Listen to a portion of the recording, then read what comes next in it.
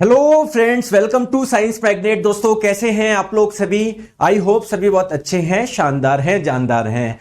दोस्तों, previous 2 class में हम लोगों ने साउंड का काफी कुछ पार्ट पढ़ा है। आइए हम लोग इसको कंटिन्यू करते हैं, कोशिश करेंगे आज ये अपना कंप्लीट हो जाए, ठीक है। और हम लोग इसके क्वेश्चंस भी करेंगे और आप लोग पाएंगे, अगर आप लोगों ने अच्छे से चैप्टर को पढ़ा है तो सभी क्वेश्चन को आप लोग इजीली सॉल्व कर पा रहे होंगे। चलिए, बहुत अच्छी बात है। चलिए दोस्तों, अगर आपको पता हो तो हम लोग क्या पढ़ रहे थे, मैंने आपको बताया था जो साउंड होता है, हर साउंड की अलग अलग फ्रीक्वेंसी होती है। तो कौन सी फ्रीक्वेंसी का साउंड हम लोग सुन सकते हैं? 20 हर्ट्ज से 20,000 हर्ट्ज, ठीक है। ये ऑडिबल होता है ना, हम लोग इससे कम सुन सकते ना हम लोग इससे ज्यादा सुन सकते हैं। इससे कम वाले को बोलते हैं इंफ्रासोनिक यानी अपश्रव्य, और 20,000 हर्ट्ज से जो ज्यादा वाला होता है उसका बोलते हैं अल्ट्रासोनिक यानी पराश्रव्य। अब जैसा कि मैंने बताया कि यार हम तो नहीं सुन सकते 20 हर्ट्ज से कम, ना हम लोग 20,000 हर्ट्ज से ज्यादा सुन सकते हैं, लेकिन इस धरती पे कोई ना कोई तो जानवर होगा जो इससे कम और इससे ज्यादा सुन सकते हैं। बिल्कुल। तो यहां पर मैं आप लोगों को एक लिस्ट बता रहा हूं, वहां पर आप लोगों को डिफरेंट डिफरेंट एनिमल कितने साउंड सुन सकते हैं, कितने ध्वनि में वो कॉन्वर्सेशन कर सकते हैं, ये आप लोगों को बताई गई है। जैसे आप लोग देखिए, अगर हम लोग बात करें चमगादड़, जो सबसे इंपॉर्टेंट है, मैं आप लोगों को यहां पर बताता हूं। देखो दोस्तों, बैट चमगादड़ की बात करिए, चमगादड़ 1,10,000 हर्ट्ज तक का साउंड सुन सकता है। हम तो मैक्सिमम 20,000 हर्ट्ज तक का सुन सकता है। तो देखिए, बैट यानी चमगादड़ सुन सकता है दोस्तों। और मैं आप लोगों को बताता हूं, एक वो मैंने डाली कि वेल, हाँ देखिए वेल, जो वेल आप लोग देखेंगे ना, वेल आप लोग देख पा रहे हो दोस्तों, 20,000 हर्ट्ज से अधिक का साउंड सुन पा रही है दोस्तों। और मैं आप लोगों को बताऊं, हम लोग 20 हर्ट्ज से कम का नहीं सुन सकते ना। देखो, एलिफेंट जो है ना, वो 20 हर्ट्ज से कम का भी सुन सकता है। समझ गए बात को? अरे कोई दिक्कत, कोई परेशानी? तो ये कुछ एग्जाम्पल्स है जिसका आप लोगों को ध्यान रखना है कि हाँ यार ये सुन सकते हैं। जैसे डॉग की बात करें, कुत्ते की बात करें, तो ये दोस्तों 20,000 हर्ट्ज से ज्यादा का साउंड सुन सकता है। देखो, 45,000 हर्ट्ज तक का साउंड सुन सकते हैं ये, ठीक है। चले चले आगे, बहुत बढ़िया। चलो, तो बात करते हैं आगे हम लोग कि एक मैं आप लोगों को कर्व बता रहा हूं। इस कर्व को ध्यान से आपको समझना है, क्योंकि एनसीईआरटी की बुक में ये दिया हुआ है, क्वेश्चन इससे पूछे जाते हैं, जा सकते हैं, आप लोगों को कहीं कोई दिक्कत नहीं आएगी दोस्तों। अगर मैं आप लोगों को बोलूं कि मेरा वेट 200 किलोग्राम है, तो आप लोग क्या बोलोगे कि मैं भारी हूं या हल्का हूं? बताओ, आप मुझे भारी बोलोगे ना? अरे हाँ या ना? आप मुझे भारी बोलोगे ना? बिल्कुल। अगर मेरा वेट केवल 20 केजी होता तो आप लोग मुझे क्या बोलते हैं? हल्का बोलते ना। तो सिमिलरली दोस्तों, जो साउंड की लाउडनेस की बात करें, उसकी प्रबलता की बात करें, जैसे आप लोग किसी व्यक्ति के वेट को किलोग्राम में नापते हैं ना, वैसे ही दोस्तों उसको लाउडनेस को, उसकी प्रबलता को मेजर करने की एक यूनिट होती है जिसे आप लोग बोलते हैं डेसिबल। दोस्तों क्या बोलते हैं? डेसिबल बोलते हैं। तो देखिए, लाउडनेस बोल दो या इंटेंसिटी बोल दीजिए, दोनों लगभग आप लोगों का एक दूसरे से रिलेटेड ही है। जिस साउंड की इंटेंसिटी ज्यादा होती है, लाउडनेस ज्यादा होती है, वो आवाज आपको तेज सुनाई देगी। चलिए दोस्तों, प्लीज आप लोग ध्यान रखिए। अब यहां पर आप लोग ध्यान से रखिए, एक एक्सिस पे मैंने लिया इंटेंसिटी, जिसे आप लोग हिंदी में तीव्रता बोलते हैं, और ये मैंने किस में ली है दोस्तों? डेसिबल में। जैसे यहां पर आप लोगों का 20 डेसिबल है, यहां पर 60, यहां पर 80, यहां पर 100। और एक एक्सिस पे मैंने क्या लिया है? फ्रीक्वेंसी यानी आवृत्ति। किस में ली है? हर्ट्ज में ली है। जैसे अगर यहां पर बात करें, फ्रीक्वेंसी कितनी है? 1,000 हर्ट्ज है, यहां पर 2,000 हर्ट्ज है, यहां पर 20,000 हर्ट्ज है। बहुत बढ़िया। अब प्लीज आप लोग मुझे बताइए, 20 हर्ट्ज से जो कम वाला साउंड होता है, क्या वो इंफ्रा साउंड होता है? क्या वो इंफ्रासोनिक होता है? क्या अपश्रव्य? बिल्कुल सही बात है सर। और दोस्तों 20,000 हर्ट्ज से जो अधिक होता है वो होता है अल्ट्रासोनिक यानी पराश्रव्य। बहुत बढ़िया। अब आप लोग मुझे बताइए, जो हम लोग सुन सकते हैं वो कौन सा सुन सकते हैं? 20 हर्ट्ज से 20,000 हर्ट्ज के बीच ही तो सुन सकते हैं। तो ये ऑडिटरी फील्ड है। ऑडिटरी फील्ड का मतलब जो हम लोग सुन सकते हैं, ठीक है। अब देखो, अगर आप लोग ध्यान से देखोगे ना, ध्यान से देखोगे तो यहां पर ग्रीन वाला नहीं है। जबकि जैसे अगर मैं बात करूं, ये वाला एरिया जो है, इसकी फ्रीक्वेंसी कितनी है सर? 20 हर्ट्ज से अधिक है, 1000 हर्ट्ज से कम है। तो सर ये वाला साउंड तो हम लोगों को सुनना चाहिए था, बट ये हम लोग सुन क्यों नहीं पा रहे? क्योंकि दोस्तों साउंड की माना फ्रीक्वेंसी इतनी है, लेकिन उसकी इंटेंसिटी काफी कम है। देखो 0 डेसिबल, ये 20 डेसिबल है, इसलिए हम लोग सुन नहीं पा रहे। थोड़ा सा आगे जाओगे तो इधर फ्रीक्वेंसी बहुत ज्यादा है, तो कम इंटेंसिटी में भी आप लोग सुन पा रहे हो। तो केवल ये जो ग्रीन वाला फील्ड है ना, इसी में हम लोग सुन पाते हैं। बहुत बढ़िया। और दोस्तों नॉर्मल जो हमारा कॉन्वर्सेशन एरिया होता है ना, जो नॉर्मल आप लोगों का कॉन्वर्सेशन एरिया होता है, जो जनरली हम लोग बात करते हैं आपस में, वो ये वाला रेंज होता है। ये वाला जो डार्क ग्रीन वाला देख रहे हो ना, यानी हम लोग जो बात करते हैं, जो साउंड निकलता है ना, वो लगभग आप लोगों का है ना 700-800 हर्ट्ज से कितना होता है आप लोगों का 10-12 हजार हर्ट्ज तक का वो साउंड होता है। उसकी फ्रिक्वेंसी इतनी होती है। अगर बात करें दोस्तों उसकी इंटेंसिटी की, तो दोस्तों ये 20 से 80 डेसिबल तक की क्या होती है, उसकी इंटेंसिटी होती है। बस ये मैं ग्राफ आप लोगों को समझाना चाह रहा था दोस्तों। बढ़िया है, चले आगे, बहुत बढ़िया, आ जाओ। अब हम लोग आगे बात करते हैं कि जैसे कि मैंने बताया इंफ्रासोनिक साउंड वो साउंड होता है जो हम लोग सुन नहीं सकते, लेकिन कुछ जानवर तो सुन सकते हैं। तो आइए मैं आप लोगों को बताता हूं दोस्तों। क्या आप लोगों ने भूकंप के बारे में सुना है दोस्तों? जब भूकंप आता है क्या बहुत तेज आवाज आती है? क्या अगर बहुत तेज आवाज आती है तो सबको पता पड़ जाता, लेकिन आप लोगों को पता है दोस्तों बहुत कम को इसका एहसास होता है, वो भी दोस्तों वाइब्रेशन से, आवाज नहीं आती। एक्चुअली में जब आप लोगों का भूकंप आता है ना, कुछ साउंड वेव्स होती है ना, प्रोड्यूस होती है, लेकिन उसकी फ्रिक्वेंसी इतनी कम होती है कि हम लोग सुन नहीं पाते। ठीक है, ठीक है। तो ये जो आप लोगों की सिस्मिक साउंड वेव होती है ना, यानी जब भूकंप आता है तो ये जब ध्वनि तरंगे निकलती ना, इनकी फ्रिक्वेंसी बहुत कम होती है, 20 हर्ट्ज से भी कम होती है। इसीलिए हम लोग इसको इंफ्रासोनिक बोलेंगे, अपश्रव्य बोलेंगे। दोस्तों जब भूकंप आता है ना, तो आप लोग जो हाथी वगैरह होते हैं ना, कुछ जानवर होते हैं जो अपश्रव्य ध्वनि को सुन सकते हैं, तो उनका बिहेवियर अलग सा हो जाता है, ये चिड़चिड़े से हो जाता है। ठीक है, क्योंकि ये इन तरंगों का पता लगाने में सक्षम होते हैं। हम लोग सुन ही नहीं पाते, तो हमको कुछ। अब एक चीज मुझे बताओ, आपको मैंने एक रूम में बिठा दिया, बहुत तेज स्पीकर चलाए, तो आप परेशान नहीं होगे कि अरे यार भाई यार इसको बंद कर, इरिटेशन होगी नहीं होगी? सिमिलरली दोस्तों जो एनिमल इंफ्रासोनिक साउंड को सुन सकते हैं, तो वो भूकंप आने पर क्या करते हैं, वो थोड़े से चिड़चिड़े हो जाते हैं, उनका बिहेवियर चेंज हो जाता है। ठीक है, समझ में आ गया क्यों? तो आप लोगों से कई बार एग्जाम में पूछा जा सकता है कि जो सिस्मिक साउंड वेव्स होती है, यानी ध्वनि से उत्पन्न वाली ध्वनि तरंगे जो, सॉरी भूकंप से उत्पन्न होने वाली ध्वनि तरंगे जो होती है, उनका क्या होता है, क्या होता है बताओ? फ्रीक्वेंसी 20 हर्ट्ज से कम होती है। ठीक है, यानी इंफ्रासोनिक होती है, अपश्रव्य होती है। चलिए अब दोस्तों बात करें अल्ट्रासाउंड की, या इसे आप लोग अल्ट्रासोनिक साउंड भी बोल सकते हैं। अल्ट्रासोनिक साउंड होता है जिसकी फ्रीक्वेंसी 20,000 हर्ट्ज से अधिक होती है। अब प्लीज मेरी बात आप लोग ध्यान से समझो दोस्तों, ये आपका एक पॉइंट है, मैंने मान लिया 20 हर्ट्ज। ठीक है, 20 हर्ट्ज से 20 किलो हर्ट्ज के बीच में आप लोग सुन पा रहे हो दोस्तों। ऐसा साउंड जिसकी फ्रीक्वेंसी 20 किलो हर्ट्ज से अधिक होगी, उसको आप लोग बोलोगे अल्ट्रासाउंड, यानी अल्ट्रासोनिक साउंड। ठीक है, बात सही है क्या? क्लियर है क्या? बहुत बढ़िया। अब दोस्तों एक्चुअली में कुछ डिवाइसेज होती है, कुछ डिवाइस होती है जो कि अल्ट्रासोनिक साउंड पे कार्य करती है। कुछ डिवाइस का नाम बता सकते हैं क्या आप लोग? उन डिवाइस का नाम बता सकते हैं क्या?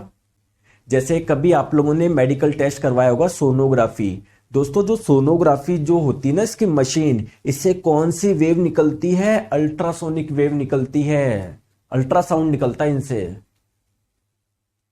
ठीक है, समझ में आई बात को? आई या नहीं आई?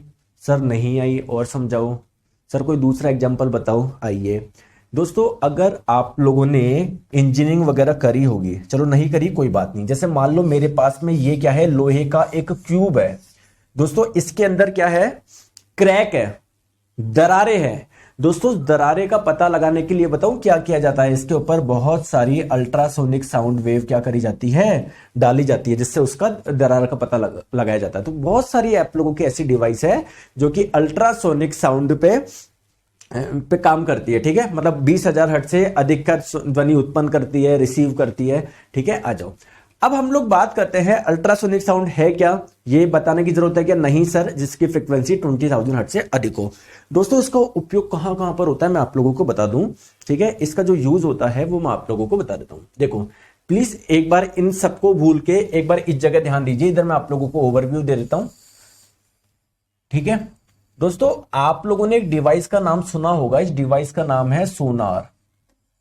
सुना है क्या? सोनार, अभी आगे भी मैं इसके बारे में बताऊंगा। सोनार सुना है? आप लोगों से एग्जाम में कई बार इसकी फुल फॉर्म पूछी जा चुकी है। सोनार की फुल फॉर्म क्या होती है? तो इसकी फुल फॉर्म होती है sound navigation and ranging system. यानी जैसे आप लोग गूगल मैप ऑन करते हो ना कहीं पर पहुंचने के लिए, तो वैसे ही दोस्तों साउंड का भी इस्तेमाल किया जाता है नेविगेट करने के लिए, लोकेशन का पता लगाने के लिए। तो सर ये थोड़ा होता क्या है, थोड़ा सा समझाइए ना।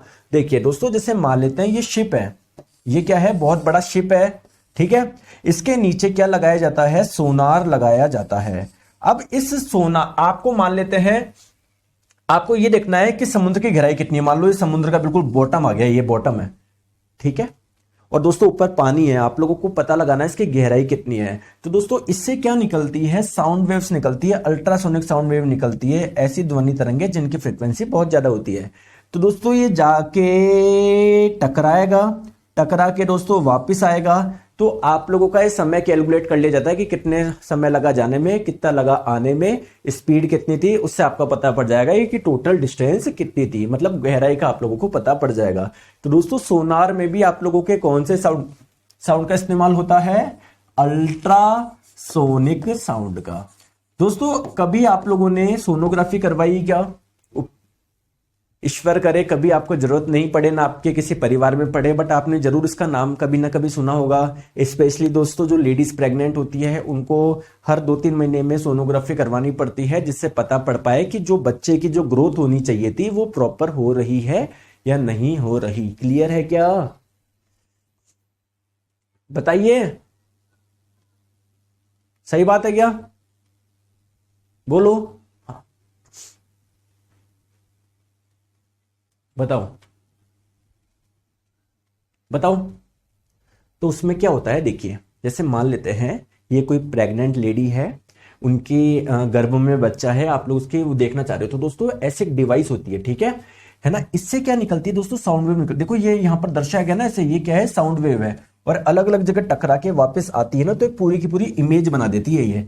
तो ध्यान रखेंगे सोनोग्राफी में भी कौन सी वेव का इस्तेमाल किया जाता है, अल्ट्रासोनिक साउंड का इस्तेमाल किया जाता है। सर और कहां पर यूज होता है बताएंगे दोस्तों, जो क्रैक्स होते हैं, जैसे कि अभी मैंने बताया कि कोई भैया आपके पास में आयरन का टुकड़ा है, उसके अंदर कोई क्रैक है, या कुछ पत्थर में कुछ क्रैक है, तो दोस्तों उस क्रैक का पता लगाने के लिए भी हम लोग अल्ट्रासोनिक साउंड का यूज करते हैं, है ना। इंटरनल ऑर्गन्स का इन्वेस्टिगेशन करने के लिए केवल दोस्तों प्रेग्नेंट लेडी ही इस्तेमाल नहीं करती है अल्ट्रासाउंड का।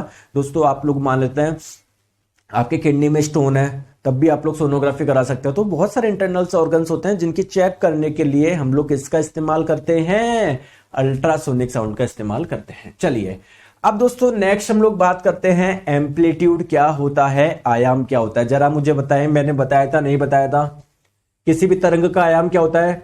अरे दोस्तों तरंग ऐसे जा रही है, ऐसे जा रही है, ऐसे जा रही है, ऐसे जा रही है, तो ये इसकी मीन पोजीशन है ना। तो मीन पोजीशन से कोई भी तरंग मैक्सिमम कितना ऊपर या कितना नीचे आया, इसे ही आप लोग क्या बोलते हैं, एम्पलीट्यूड यानी आयाम बोलते हैं। बात क्लियर है क्या, क्लियर है क्या। तो अगर मैं आप लोगों से एक सरल शब्दों में पूछूं कि यार किसी ध्वनि का आयाम यानी एम्पलीट्यूड होगा क्या, तो आप लोग क्या बोलोगे कि सर जो मेन पोजीशन है, माध्य स्थिति है, उससे अधिकतम विस्थापन, मतलब अधिकतम कितना ऊपर गया या अधिकतम कितना नीचे गया। ठीक है, वो बात तो समझ में आ गई, ठीक है। लेकिन दोस्तों इसका फिजिकल सिग्निफिकेंस क्या है, कैसे इसको हम लोग समझेंगे, आइए मैं आपको बताता हूं। देखो मेरी बात को समझो, देखो प्लीज मेरी बात को ध्यान से समझो, है ना। इस वायर को थोड़ा सा इधर खींच लेता हूं। देखो प्लीज मेरी बात को समझो ढंग से। दोस्तों एक साउंड तो ऐसा है, एक साउंड वेव ऐसी है, ठीक है दोस्तों। दूसरी साउंड वेव कौन सी है,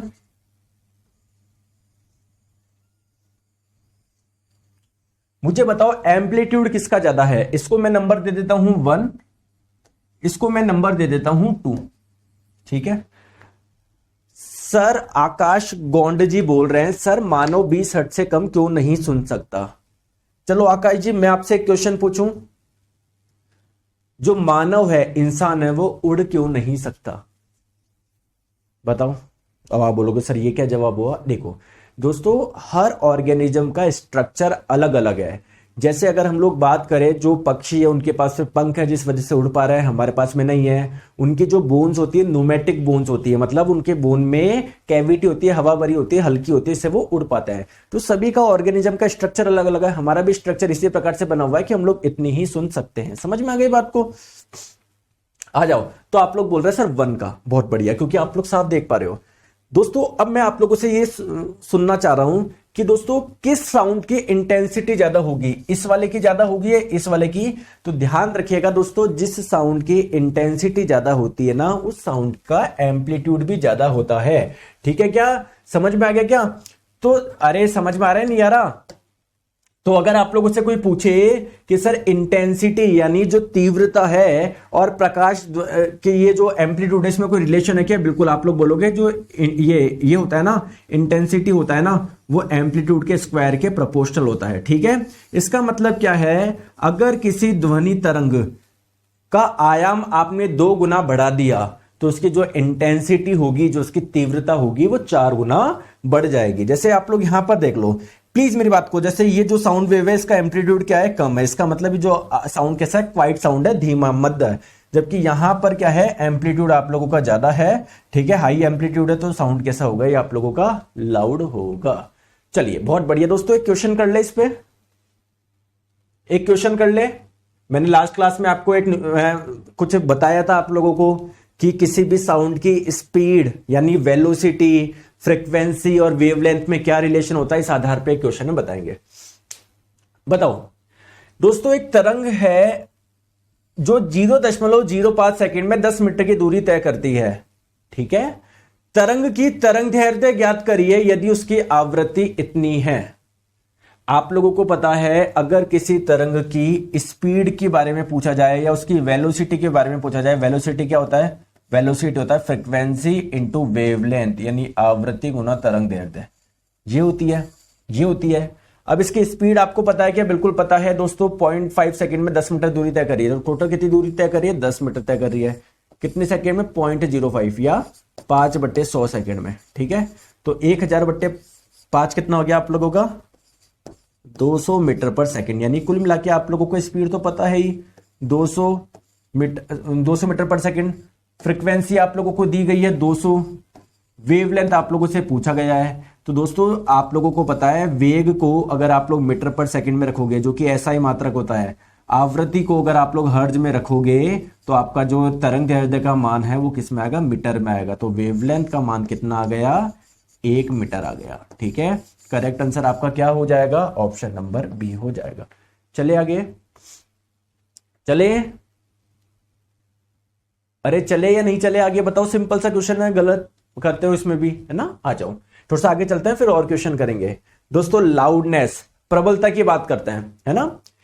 अब दोस्तों मतलब आपने समझा दिया इंटेंसिटी, लाउडनेस है क्या, हाँ सर आवाज तेज धीमा का पता लगता है, लेकिन दोस्तों एक्चुअली में ये है क्या, इस टर्म को डिफाइंड कैसे किया है, परिभाषित कैसे किया है, ये हम लोग समझते हैं। ठीक है,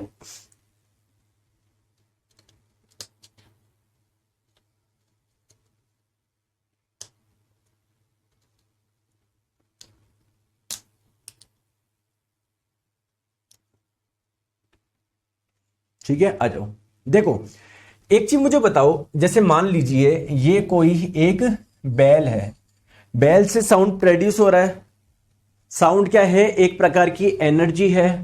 दोस्तों यहां पर आप खड़े हो, ये आपका कान है, तो कुल मिला के साउंड आपके पास में आ रहा है, एनर्जी आपके पास में आ रही है। ठीक है दोस्तों, लाउडनेस क्या होती है, कुल मिला के आपके कान में टोटल एनर्जी कितनी आ रही है, साउंड एनर्जी कितनी आ रही है, उसे आप लोग बोलोगे लाउडनेस। तो मैं यही तो बोलना चाह रहा हूं, साउंड एनर्जी ज्यादा आएगा, साउंड ज्यादा आएगा तो आपको लाउड सुनाई देगा, सुनाई देगा, सुनाई देगा।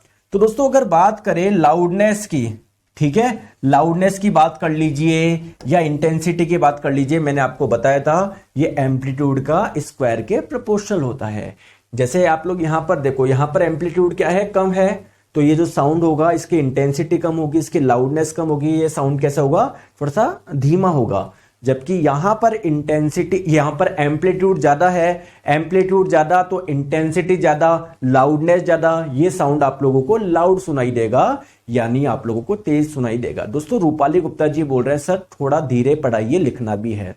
दोस्तों क्या मेरी स्पीड ज्यादा है, और अगर आप धीरे पढ़ाने को बोलोगे मैं धीरे पढ़ा दूंगा, कोई दिक्कत की बात नहीं है। बस वही है, साइंस आप लोगों का 1.5 साल में कंप्लीट करा दूंगा मैं, है। तो आप लोगों को ये पीडीएफ क्यों दे रहा हूं मैं, जिससे आप लोग आराम से बाद में पढ़ सके, उसको लिख सके। अब मैं दोस्तों ऐसे रुकूंगा, मेरे को कोई दिक्कत नहीं, आप जैसे बोलोगे इनपुट दोगे मैं वैसे पढ़ा दूंगा, ठीक है। तो भैया सिलेबस अपन को करना है ना, एग्जाम से पहले पूरा सिलेबस करना ही नहीं करना, क्योंकि अपन ऐसा तो है नहीं उड़ा उड़ा के पढ़ रहे हैं। साउंड में जितनी चीज आती है सब कुछ समझा रहा हूं मैं आपको ना, तो थोड़ा सा आपको भी कोऑपरेट करना पड़ेगा दोस्तों, समझो मेरी बात को, है ना। आ जाओ, चलिए अब देखो तो क्वेश्चन ये आता है कि चलो सर आपने फ्रीक्वेंसी के बारे में तो बता दिया, हमको आवृत्ति के बारे में तो बता दिया, सर हमको ये बताओ कि कितने डेसिबल का साउंड मैं सुन सकता हूं। फ्रीक्वेंसी तो बता दिया 20 हर्ट्ज से 20,000 हर्ट्ज, सर मुझे वो बताओ कितने डेसिबल का, मैं 1000 डेसिबल का साउंड सुन सकता हूं क्या, बताओ। तो दोस्तों अगर हम लोग बात करें कि 80 डेसिबल से ऊपर का जो साउंड होता है ना, वो काफी दर्दनाक होता है, वो कान है ना, कान आप लोगों के दर्द करने लग जाएंगे। जैसे देखो ये जो लड़की है, यहां पर कुछ स्पीकर वगैरह हम चला रहे थे, हमने देखा जो डेसिबल था वो 85.6 डेसिबल का वो साउंड था, तो इसको कान पे तकिया लगाना पड़ा, ठीक है, समझ में आ गई बात को, ठीक है, बहुत बढ़िया।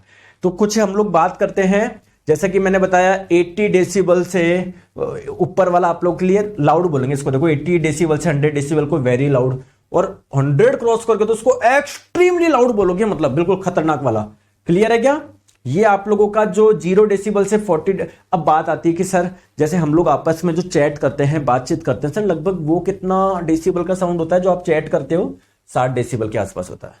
क्लियर है क्या दोस्तों? जब ट्रक चलता है आवाज आती है क्या, बिल्कुल 80 डेसिबल तक का साउंड होता है। सर ये याद रखना है कि नहीं? सर ये याद नहीं रखना, बस आप लोगों को ये याद रखना है कि आप लोगों का दोस्तों 60, हम जो बात करते हैं ना वो जनरली 60 डेसिबल तक का साउंड होता है, और इससे ऊपर जो 80, 90, 100 ये काफी आप लोगों का लाउड वाली कैटेगरी में आता है। बहुत बढ़िया, आ जाओ।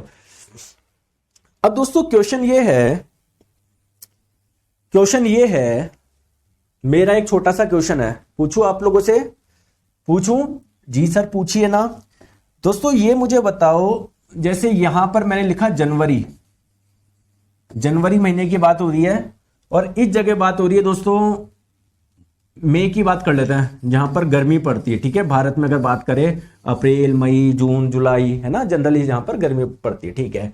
दोस्तों जनवरी में आपने यहां पर एक कुछ स्पीकर मान लेते हैं ना, कुछ स्पीकर चलाया, स्पीकर लगाया कुछ, है ना, कुछ स्पीकर चलाया, लाउड स्पीकर, उस पर कोई गाना वगैरह आप चला रहे हो, और इससे एग्जैक्ट 10 मीटर की दूरी पर आप खड़े हो।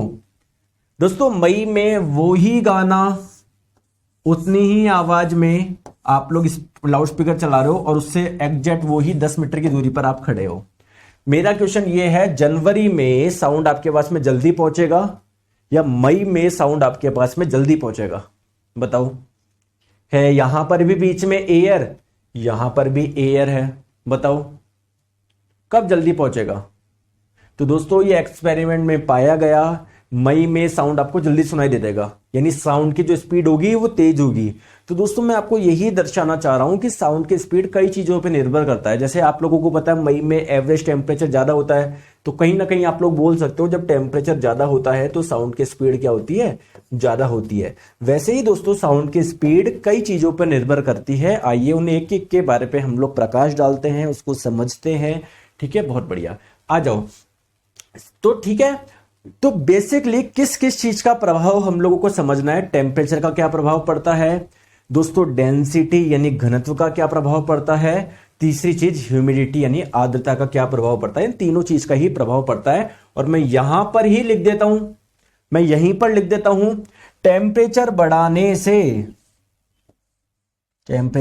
से साउंड की जो स्पीड होती है, वेलोसिटी होती है, वो बढ़ती है, ध्यान रखना, ठीक है। अभी समझाऊंगा कैसे। टेम्परेचर कम करने पर साउंड की जो वेलोसिटी है, स्पीड है, वो क्या होगी? कम होगी। दोस्तों अगर किसी माध्यम की डेंसिटी बढ़ाओगे तो वहां पर साउंड की स्पीड जो होगी, वेलोसिटी जो होगी, क्या होगी? कम होगी। अगर डेंसिटी को कम करोगे, वेलोसिटी क्या होगी? ज्यादा होगी। समझ में आ गई बात को? यहां पर आप लोग देख लो, अगर ह्यूमिडिटी आप लोग बढ़ाओगे, ह्यूमिडिटी बढ़ाने से डेंसिटी कम होती है, डेंसिटी कम होगी तो साउंड की स्पीड क्या होगी? बढ़ेगी। अगर आप लोग ह्यूमिडिटी कम होगी तो डेंसिटी क्या हो जाएगी? बढ़ जाएगी। बढ़ जाने से वेलोसिटी क्या होगी? कम होगी। क्लियर है क्या? सर सबका कमेंट नहीं दिख रहा है, आप अपना कमेंट देख सकते हैं, ठीक है। चलिए आगे। कोई दिक्कत? आ जाओ। चलो पहले एक चीज समझते हैं टेम्परेचर की, ठीक है दोस्तों। साउंड आप मुझे बताओ, साउंड आगे प्रोपोगेट कैसे करता है वो आप लोगों को अच्छे से पता है ना? पता है या नहीं पता? सर यहां पर ये आप लोग बैल है, घंटी है, यहां पर मान लेते हैं आप खड़े हो, तो आप लोगों को पता है कि बीच में क्या है, एयर के पार्टिकल है। इससे जब इससे साउंड प्रोड्यूस होगा तो ये क्या होगा, वाइब्रेट होगा। जब ये वाइब्रेट होगा इसके पास वाले को क्या करेगा, ये वाइब्रेट करेगा तो ये हिलेगा, ये हिलेगा, फिर पास वाले को हिलाएगा, फिर पास वाले को हिलाएगा। दोस्तों अगर इनका टेम्परेचर ज्यादा होता तो क्या होता? टेम्परेचर ज्यादा का मतलब क्या है सर? इनके पास में ज्यादा एनर्जी होती, तो ज्यादा होती ना, धुन धुन धुन धुन धुन, तो पास वाले को और आसानी से एनर्जी ट्रांसफर करते हैं, उसके पास वाले को और आसानी से ट्रांसफर करते हैं। जैसे कि आप लोग यहां पर देखो, यहां पर दोस्तों टेम्परेचर ज्यादा तो ये कितना देखो कितना फास्ट मोशन कर रहे हैं, जबकि यहां पर टेम्परेचर कम है तो उतना ज्यादा मोशन नहीं कर पा रहे, यहां पर ज्यादा कर रहे हैं। क्लियर है? तो आप लोग बोल सकते हो, क्या बोल सकते हो, क्या बोल सकते हो? ठीक है, आप लोग बोल सकते हो टेम्परेचर बढ़ाने पर साउंड की जो वेलोसिटी होती है वो बढ़ती है। बोल सकते हो नहीं बोल सकते बताओ? पहली इंपॉर्टेंट चीज। चलिए दोस्तों दूसरी चीज भी मैं आप लोगों को समझाता हूं। किसकी बात कर रहे थे हम लोग? ह्यूमिडिटी, आर्द्रता की बात कर रहे थे। चलो डेंसिटी की भी बात कर लेते हैं। आपने कोई दो सॉलिड लिया, आपने कोई दो सॉलिड लिए, ठीक है, एक सॉलिड की डेंसिटी कम है, यानी इसके जो पार्टिकल है वो क्या है, हल्के हैं। दोस्तों कोई दूसरा सॉलिड लिया, उसके पार्टिकल क्या है, भारी है, यानी इसकी डेंसिटी क्या है, ज्यादा है। दोस्तों हल्के वाले आराम से मूव कर पाएंगे, भारी वाले सर भारी वाले तो आसानी से मूव नहीं कर पाएंगे, हल्के वाले तो धन धन धन धन जल्दी जल्दी कर लेंगे ना। तो जिसकी डेंसिटी कम होगी वो जल्दी जल्दी हिलेंगे। तो डेंसिटी जिसकी कम, माध्यम मतलब जैसे मान लो एक जगह से दूसरी जगह जब साउंड जा रहा है तो जो माध्यम है ना, इसकी डेंसिटी अगर कम होगी, ठीक है, तो साउंड की वेलोसिटी जो होगी वो ज्यादा होगी। ठीक है, अगर किन्हीं दो सॉलिड का कंपेयर कर रहे हो, या किन्हीं दो लिक्विड का कर रहे हो, या किन्हीं दो गैस का कर रहे हो। ठीक है, ठीक है दोस्तों। तीसरी इंपॉर्टेंट चीज, ह्यूमिडिटी, आर्द्रता पे क्या प्रभाव पड़ेगा। देखो एक चीज मुझे छोटी सी चीज बताओ, छोटी सी चीज बताओ दोस्तों। मेरा एक क्वेश्चन है आप लोगों से कि जो एयर होती है, वायु होती है, उसमें सर्वाधिक कौन सी गैस होती है? कौन सी गैस होती है? बोलते नहीं हो। सबसे ज्यादा होती है सर नाइट्रोजन गैस, लगभग 79%। उसके बाद में कौन सी होती है? उसके बाद में होती है कौन सी? Oxygen gas. तो ऑक्सीजन मान लेते हैं दोस्तों लगभग कितनी है, 21%। क्लियर है क्या? क्लियर है? क्लियर है क्या बताओ? अरे हाँ या ना? मेरे प्यारे दोस्तों, जो इसमें दो सबसे ज्यादा मात्रा में पाई जाने वाली गैस है, नाइट्रोजन और ऑक्सीजन। नाइट्रोजन का आणविक द्रव्यमान होता है 28। अब ये आणविक, अणु, मॉलिक्यूलर क्या होता है सब भूल जाओ, केमिस्ट्री में पढ़ोगे ये, बस इसको याद रखो 28, इसका होता है 32। दोस्तों ह्यूमिडिटी ज्यादा होने का मतलब क्या है, आर्द्रता ज्यादा होने का मतलब क्या है बताओ? मैं बोल सकता हूं क्या, जैसे आज मैं बोलूं ह्यूमिडिटी बहुत ज्यादा है, उमस बहुत ज्यादा है, तो आप लोग बोल सकते हो क्या इस एयर में वाटर वेपर की मात्रा बहुत ज्यादा है, जल वाष्प की मात्रा बहुत ज्यादा है।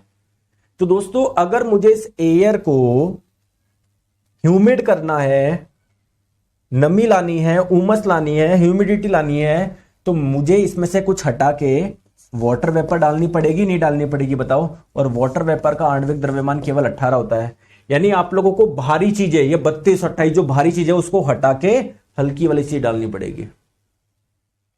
स्वनदीप जी आप लोग इस नंबर पे कॉल कर लीजिए 73, अगर कोई दिक्कत आ रही है 7374019437। ठीक है, ठीक है।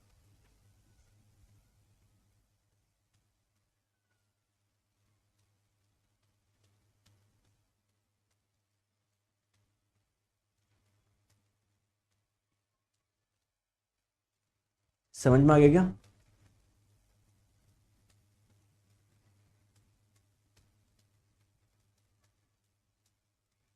दोस्तों समझ में आ गया क्या?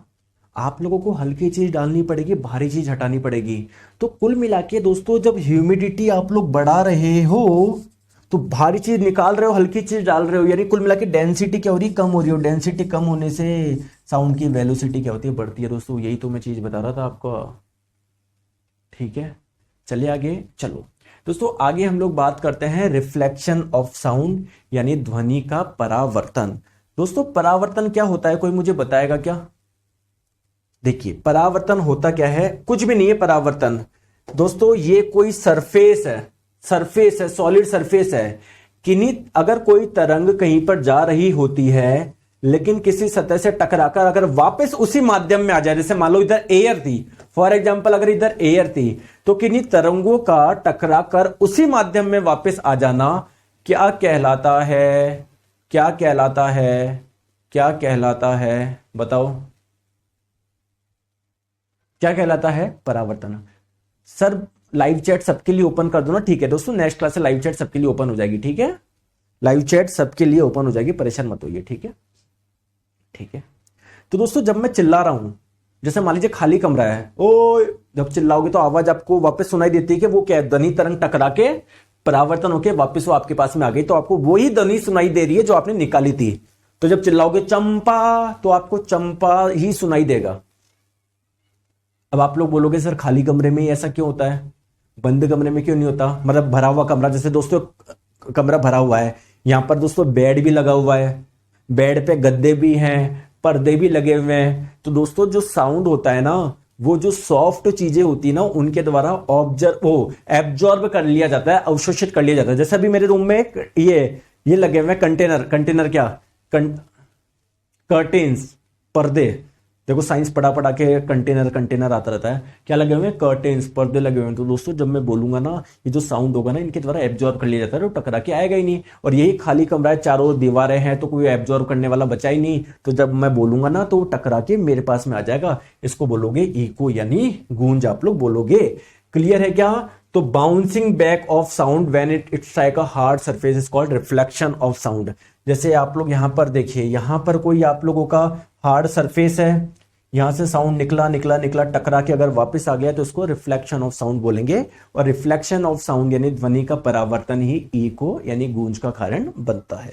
क्लियर दोस्तों? अभी जब हम लोग लाइट पढ़ेंगे ना, प्रकाश, तो वहां पर पढ़ेंगे प्रकाश का परावर्तन। दोस्तों ध्यान रखिए, जिस प्रकार ध्वनि का परावर्तन होता है उसी प्रकार प्रकाश का भी परावर्तन होता है। चले आगे, चलो आ जाओ। तो चलो सर ध्वनि के परावर्तन के बारे में बताओ क्या होता है इको, क्या होता है गूंज। आइए मैं आपको समझाता हूं। दोस्तों जब भी कोई आप लोग साउंड सुनते हो, जैसे मुझे किसी ने कुछ बोला, तो साउंड का इफेक्ट आपकी बॉडी में, आपके ब्रेन में कब तक रहता है? 0.1 सेकेंड तक। दोस्तों इसको बोलते हैं परसिस्टेंस ऑफ साउंड, इसको बोलते हैं परसिस्टेंस का मतलब है ढीठपन। वो कब तक आपके दिमाग में बना रहेगा, एक कान में बना रहेगा, उसका इफेक्ट कब तक रहेगा बताओ? हट भी इसको बोलते हैं हिंदी में, हट। बताओ, तो अगर आप लोगों से पूछा जाए persistence of sound in human body या ह्यूमन ईयर या ह्यूमन ब्रेन, तो आप लोग बोलेंगे 0.1 सेकेंड। ठीक है। अब दोस्तों क्या होता है, मैं अगर आप लोगों को बोलूं कि आप लोग गूंज सुन सकते हो क्या अगर ध्वनि का परावर्तन ही नहीं हो रहा हो? पॉसिबल ही नहीं है। गूंज कैसे सुनाई दे रही है? क्योंकि ध्वनि जाके टकरा के वापस आ रहा है। तो but we can not listen the echo unless it gets reflected. ठीक है, ठीक है, बहुत बढ़िया। ठीक है, समझ में आ गई बात को? आ जाओ यार। लेकिन दोस्तों एक क्वेश्चन है मेरा, एक क्वेश्चन अगर आप बताओगे तो। हाँ सर पूछिए ना सर, हम बताएंगे। जैसे मान लो मैंने कुछ आवाज लगाई चंपा, ठीक है,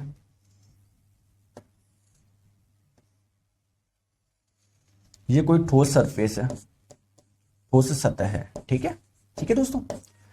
अब दोस्तों मैंने निकाले चंपा, तो साउंड का इफेक्ट मेरी ब्रेन में कब तक रहेगा?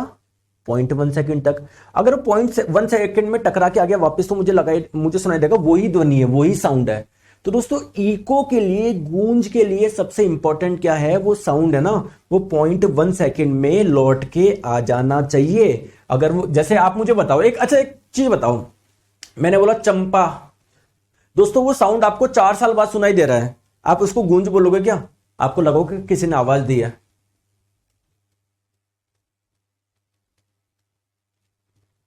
Sir please lecture 1 and lecture 2 भी रिकॉर्डेड अवेलेबल करवाइए। दोस्तों सारे लेक्चर आपके रिकॉर्डेड मिलते जाएंगे, जो अगर आप इनकेस मिस करते हो तो। ठीक है अनुराग जी। अच्छा दोस्तों, बाकी के क्लासेज का क्या रेस्पॉन्स है, एक बार मुझे कमेंट करके बता दो। बाकी की जो मैंने आपके लिए क्लास अरेंज कराई है सब बढ़िया चल रही है? कहीं कोई दिक्कत, कोई आपका विशेष फीडबैक हो मुझे आप दे सकते हैं। ठीक है, आपकी फीडबैक के सारी चीजें बढ़िया होगी, है ना। हाँ, जब तक मैं बता देता हूं कि कोई भी आप लोग साउंड उसको इको तब बोलोगे जब 0.1 सेकंड में लौट के आ जाए यार, वो समझ में आ गई ना बात को। चलो बहुत बढ़िया, आ जाओ। अब तो सर इको के बारे में थोड़ा सा बताइए, जब आप बोलते हो क्वेश्चन आता है इसका, इस इको का यूज कहां कहां पर होता है, और इस इको से संबंधित कुछ क्वेश्चन भी आते हैं क्या? क्वेश्चन आते हैं, न्यूमेरिकल आते हैं, कुछ सूत्र वगैरह बनते हैं क्या सर? सब बता दो।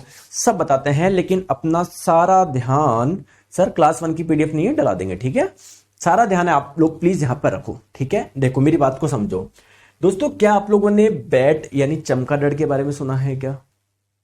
चमगादड़ के बारे में सुना है क्या? ये आपका बैट है, ये आपका चमगादड़ है, ये आपका चमगादड़ है। बहुत बढ़िया दोस्तों। एक्चुअली में क्या होता है, चमगादड़ जब अपना शिकार करता है, जैसे मान लो यहां पर कोई मच्छर है, ठीक है, तो वो क्या निकालता है? वो साउंड निकालता है। कौन सा साउंड? ये जो साउंड निकालता है उसकी फ्रिक्वेंसी क्या होती है? 20,000 हर्ट्ज से अधिक होती है। तो जल्दी से जाके जल्दी आ जाएगा ये। तो दोस्तों जब ये ध्वनि तरंग जा रही है, देखो जा रही है जा रही है जा रही है, कहीं कोई दिक्कत नहीं। अगर बीच में कोई शिकार हुआ ना तो उसे टकरा के वापस आ जाएगी है। जैसे टकरा के वापस आ जाएगी, उसको पता पड़ जाएगा यहाँ पर कोई है, शिकार है, वो खा लेगा। और ऊपर किसी ने हवा में पत्थर तो रखा नहीं होगा, जानवर ही होगा, कोई मच्छर वगैरह ही होगा। ठीक है, क्लियर है क्या? समझ में आया ये बात? जल्दी से बताओ। अरे बाकी जितनी भी क्लास चलाई है मैंने आपके लिए, जीके वगैरह, मैथ्स, रीजनिंग, सबका क्या रेस्पॉन्स है बताओ कमेंट करके। कोई दिक्कत तो नहीं आ रही है? दोस्तों सिमिलरिटी क्या होती है? जो डॉल्फिन होती है ना, आप लोगों को पता है, जो डॉल्फिन होती है ना, वो बाकी मछलियों का पता लगाने के लिए किसका इस्तेमाल करती है? वो ही इस्तेमाल करती है ध्वनि के परावर्तन की। ये क्या निकालती है? साउंड निकालती है, अल्ट्रासोनिक साउंड। टकरा के वापस आ जाती है तो पता पड़ जाएगा कि यार यहां पर कुछ है, यहां पर कोई मछली है। तो दोस्तों एक्चुअली में मछली द्वारा, डॉल्फिन द्वारा बाकी मछलियों की स्थिति का पता लगाने को हम लोग बोलते हैं फीटर की क्लास, साइंस, रीजनिंग, मैथ्स, एकदम मस्त, सब मस्त है। Thank you so much. ठीक है, तो इको लोकेशन इस चीज को बोलते हैं, इको लोकेशन। दोस्तों इको का मतलब गूंज, लोकेशन का मतलब पता। तो इस इको के माध्यम से आप लोग किसी के लोकेशन का पता लगा रहे हैं, तो ये आप लोगों का क्या कहलाएगा? क्या कहलाएगा? मजा आ गया? ठीक है, चलो बहुत बढ़िया बहुत बढ़िया बहुत बढ़िया बहुत बढ़िया। आ जाओ आ जाओ। अब सर ये क्या सूत्र है, थोड़ा सा समझाओ ना। कुछ सूत्र नहीं है, देखो मेरी बात को आप लोग ध्यान समझो, कॉमन सी चीज बताओ। जैसे मान लेते हैं आप यहां पर हो, ठीक है, यहां पर दोस्तों कोई बहुत बड़ी दीवार है, बहुत बड़ी दीवार है, ठीक है। आपने दोस्तों कुछ चिल्लाया, साउंड निकला, साउंड की कुछ ना कुछ स्पीड होगी नहीं होगी? साउंड की कोई ना कोई चाल होगी या नहीं होगी? बताओ, क्लियर है क्या? ठीक है, होगी क्या? बिल्कुल सर होगी। क्यों नहीं होगी सर, बताते नहीं हो क्यों नहीं होगी? होगी दोस्तों। जब ये जाएगी जाएगी जाएगी जाएगी, टकरा के जब ये वापस आएगी, अगर ये 0.1 सेकेंड में आपके पास में आ गई तो आप लोग इसको इको बोल दोगे, गूंज बोल दोगे। बात सही है क्या? अब दोस्तों मान लेते हैं इसके और इसके बीच की जो डिस्टेंस थी वो मान लेते हैं d है। आप लोगों को पता है स्पीड बराबर क्या होता है? Distance upon time. Distance upon time. तो अगर इसको वहां पर जाके वापस आना है तो टोटल दूरी कितनी तय करनी है? अगर इसको आपने डी माना तो D into D, D plus D 2d, और समय कितना है? टी में। तो बस मैं आप लोगों को ये बता रहा था। ये कहां गया? ये रहा। ठीक है, चले आगे, चले, यहां तक समझ में आया? दोस्तों एक चीज मुझे बताओ, आपसे एक ओपिनियन लूं क्या मैं? एक ओपिनियन लूं क्या? आप देंगे तो? और दोस्तों आपके लिए बहुत शानदार चीज है वो। मतलब आप बोलोगे कि सर ओपिनियन नहीं, ये तो दो, मेरे को दो, जल्दी दो सर। सर इसके लिए तो मैं 1 लाख रुपए दे सकता हूं, जबकि आपको नहीं देना है। मैं तो जस्ट एक ओपिनियन ले रहा हूं। दोस्तों मेरी एक बुक आ रही है, मेरे पास दो ऑप्शन थे, हालांकि पिछले 6 महीने से काम चल रहा है, अब एक ही ऑप्शन बचा है तो क्योंकि मैंने एक सेलेक्ट किया है। एक तो मैं दोस्तों, जैसे मार्केट में कई बुक आती है ना मार्केट में, हजारों बुक आती है साइंस की, एक मैं वैसे निकाल लेता। एक दोस्तों जो मैं क्लास में पढ़ाता हूं, प्रॉपर दोस्तों हैंड रिटन नोट्स, मतलब अगर आपके पास में वो होना, आपको नोट्स बनाने की जरूरत ही नहीं है। बस आप लोग क्या करो, पढ़ रहे हो उसी में सारा लिखा हुआ है, हाथ से लिखा हुआ है, एक हैंड रिटन नोट्स की बुक। और दोस्तों उसकी हैंडराइटिंग कैसी होगी, ऐसी हैंडराइटिंग आपने देखी नहीं होगी, मैं गारंटी दे रहा हूं। लोग आपको पागल बनाते हैं हैंड नोट्स के नाम पे, पता नहीं क्या, बहुत प्यारी है सर, लेकिन मैं तो इंग्लिश में नोट्स बनाता हूं सर, मैं तो हिंदी बनाता हूं। दोस्तों अलग बच्चों के लिए अलग लगाइए, हिंदी वाले बच्चों के लिए अलग, इंग्लिश वाले बच्चों के लिए अलग। दोस्तों 10-12 दिन में हो रहा है धमाका, मजा आ जाएगा, मतलब आपके सारी नोट थोट सारी टेंशन है ना, सारी दूर हो जाएगी। आ जाओ। अब दोस्तों बात करते हैं इको की, प्रतिध्वनि की, गूंज की। देखो मैं क्वेश्चन आपको दे रहा हूं, ठीक है। मेरा क्वेश्चन आप लोगों से ये है कि आप लोगों को क्या करना है, calculate the minimum distance required to produce an echo. जैसे भैया आप यहां पर हो, एयर है, ठीक है, आप यहां पर हो, ठीक है। दोस्तों एयर में साउंड की स्पीड अप्रोक्सीमेट कितनी होती है, 344 मीटर पर सेकेंड होती है, मान लो। मैं आपको बोल रहा हूं कि अगर आप गूंज चाहते हो, इको चाहते हो, तो ये कितना होना चाहिए, डिस्टेंस कितना होना चाहिए, ये बताओ। तो आप लोगों को पता है स्पीड बराबर होता है डिस्टेंस अपॉन टाइम। स्पीड कितनी है साउंड की, 344, ठीक है। दोस्तों टोटल डिस्टेंस कितनी ट्रेवल कैसे करनी है, यहां जाना है फिर वापस यहां पर आना है, तो अगर इसको x मानू तो x और x 2x, और कितने समय में आना चाहिए, 0.1 सेकंड में आना चाहिए। तो x का मान कितना आ जाएगा, 17.2 मीटर। कितना आ जाएगा, 17.2 मीटर आ जाएगा, ठीक है। तो अगर आप लोग चाहते हैं कि यार गूंज हो, तो यार 17.2 मीटर की दूरी होनी चाहिए, ठीक है। क्वेश्चन बैंक भी होगा, क्या होगा, टेंशन मत लो, ठीक है। अब दोस्तों ध्वनि के परावर्तन के मैं यूज बताता हूं सर। ध्वनि के परावर्तन का यूज कहां पर होता है, लाउड स्पीकर। जब आप लोग बोलोगे ना इसमें ध्वनि जाएगा, तरंग जाएगी, टकरा के वापस आ जाएगी, परावर्तन हो गया ना, फिर यहां टकरा के वापस चल जाएगी, परावर्तन हो गया ना, फिर टकरा के वापस जाएगी, परावर्तन हो गया ना। तो लाउड स्पीकर में ध्वनि का परावर्तन ही होता है। दोस्तों स्टेटोस्कोप आप लोग जानते हैं, डॉक्टर साहब है ना, इन दोनों को अपने कान में लगाते हैं, ये लगाते हैं आपके हर्ट पे। दोस्तों एक्चुअली में आपका हर्ट में क्या होता है, बहुत सारे वॉल्व होते हैं जो खुलते हैं बंद होते हैं, तो खुलने और बंद के ध्वनि जो होती है ना, वो ध्वनि इसके अंदर एंटर करेगी, फिर वो टकरा के वापस इधर आ जाएगी, परावर्तन हो जाएगा, फिर वापस परावर्तन परावर्तन परावर्तन परावर्तन परावर्तन परावर्तन, ऐसे कर करके आप तक कानों तक पहुंचेगी, ठीक है, ठीक है, ठीक है। और स्टेटोस्कोप एम्पलीफाई भी करता है स्मॉल साउंड को, यानी जो छोटा सा ध्वनि है ना उसको, उसकी आवाज को भी तेज कर देता है, ठीक है। चलिए और बताइए दोस्तों, क्या आप लोगों ने कॉन्सर्ट हॉल देखा है क्या, ठीक है। जैसे मैं आप लोगों को बताऊं छोटी सी बात, आप लोग है ना, कोई हॉल है, कहीं स्टेज चल रहा है, जैसे यहां पर आप लोग देखो, जैसे मान लो ये सामने स्टेज है, स्टेज पे कोई बैठ के परफॉर्म कर रहा है, यहाँ पर बहुत सारी चेयर लग रही है। दोस्तों क्या सभी जगह ध्वनि जाती है कि यहाँ पर भी जाती है, अरे मूवी हॉल में देखा है क्या, सभी जगह जाती है क्या, बिल्कुल जाती है। क्यों, क्योंकि दोस्तों ये सीलिंग ऐसे बनाई जाती है, देखो ये सीलिंग जो है ना कुछ इस प्रकार की बनाई जाती है, इनकी जो छत होती है ना ऐसी बना के जाती है, जिससे टकरा के वापस आ जाए, तो कहीं पर टकरा के वापस आ जाए, ऐसे कर्व्ड बनाई जाती है। देखो आप लोग देख पा रहे हो कैसे कर्व्ड बनाई जाती है, ठीक है क्या, ठीक है। और बताओ सर, दोस्तों जो सोनार होता है, सोनार में भी किसका यूज होता है, ध्वनि के परावर्तन का। दोस्तों ध्वनि निकलेगा नीचे से, अगर कहीं पर कुछ पत्थर मिल गया टकरा के वापस आ जाएगा, तो आपको पता पड़ जाएगा कितनी देर में ध्वनि आ गया, यानी जल्दी आ गया, इसका मतलब बहुत कम गहराई पर ही पत्थर है आप लोगों का, ठीक है। ये सारे के सारे आप लोगों के, और इसी को हम लोग बोलते हैं sound navigation and ranging system, ये मैंने आपको बताया। चलिए दोस्तों एक चीज और सुन लो, अगर जैसे मैं आपको बोलूं कि कोई एक व्यक्ति है, ये गाना गा रहा है, अंदर कोई बैठा है, दोस्तों इससे ध्वनि निकला, टकराया, वापस आया, कोई साउंड निकला था ऐसे, टकराया, वापस आया, इसको दोस्तों अगर बार बार वो ध्वनि सुनाई दे रही ना, बार बार एक बार नहीं, बार बार बार, तो उसको बोलते हैं रिवर्बिरेशन, यानी अणुरणन। जैसे इको में, गूंज में तो क्या होगा, हेलो हेलो हेलो, ये तो गूंज है, क्योंकि उस रूम में वो बनी हुई है आवाज, इसको बोलते हैं रिवर्बिरेशन। ये किसकी वजह से होता है, बार बार अगर परावर्तन होता है उसकी वजह से। दोस्तों अभी के लिए इतना रखेंगे, नेक्स्ट क्लास में हम लोग करेंगे डॉपलर इफेक्ट। डॉपलर इफेक्ट में आपको समझाऊंगा फिर मैं आप लोगों को बताऊंगा साउंड कैसे प्रोपेगेट होता है, फिर मैं आप लोगों को मैक नंबर, दोस्तों भी समय बचाओ तो आज ही कर ले ये, नहीं यार समय हो गया दोस्तों, है ना, मतलब कल करेंगे हम लोग, फिर मैक नंबर समझाऊंगा, फिर ये अपना चैप्टर पूरा, फिर हम लोग इसके प्रीवियस ईयर के क्वेश्चंस करेंगे हम लोग, ठीक है दोस्तों, फिर हम लोग सारे प्रीवियस ईयर के क्वेश्चंस करेंगे, ठीक है।